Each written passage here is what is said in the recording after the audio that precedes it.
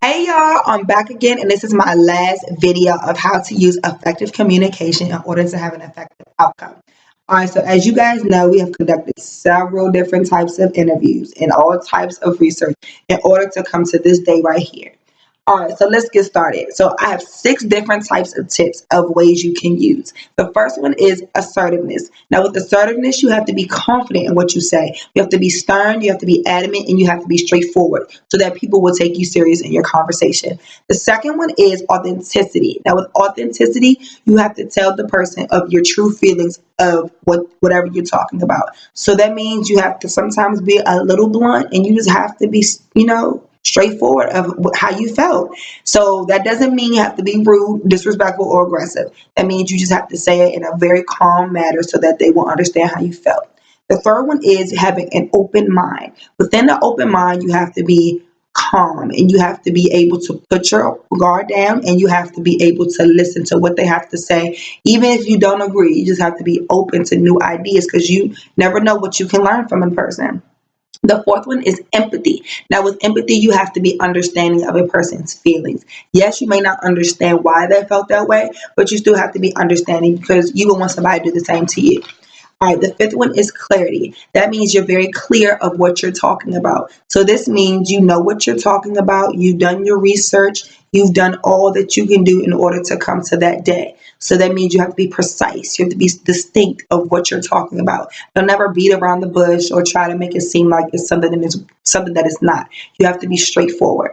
The sixth one is listening. So this is very key in communication. So this means you have to be active in listening. You have to put your guard down again, and you have to just hear them out on what they have to say, or vice versa. So that means being an active listener. So that means you have to listen, and you have to be engaged, and you have to make it seem like you're listening to them by saying like or right or different things like that to let them know that you're in tune of what they have to say.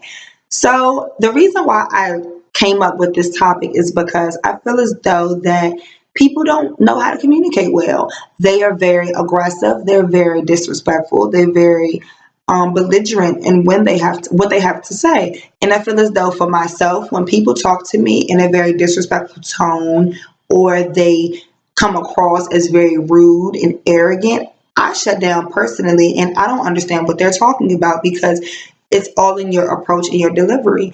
If you come at me wrong, I can't grasp what you're trying to tell me. And I feel as though being in this field, you have to know how to talk to people in order to have an effective outcome, as well as knowing what to put out and how to say it so that no one else will get offended or step on their toes. Um, I feel as though in every relationship that you have with people, you have to know how to communicate. So if that means that you're not talking about how you felt at that present moment, or letting things slide under the rug, and you let things build up, that's not effective communication because eventually you're going to blow up. So I feel as though with communication, it's all across the border. Like, it has to be done, and it is key to every relationship and everything that you do.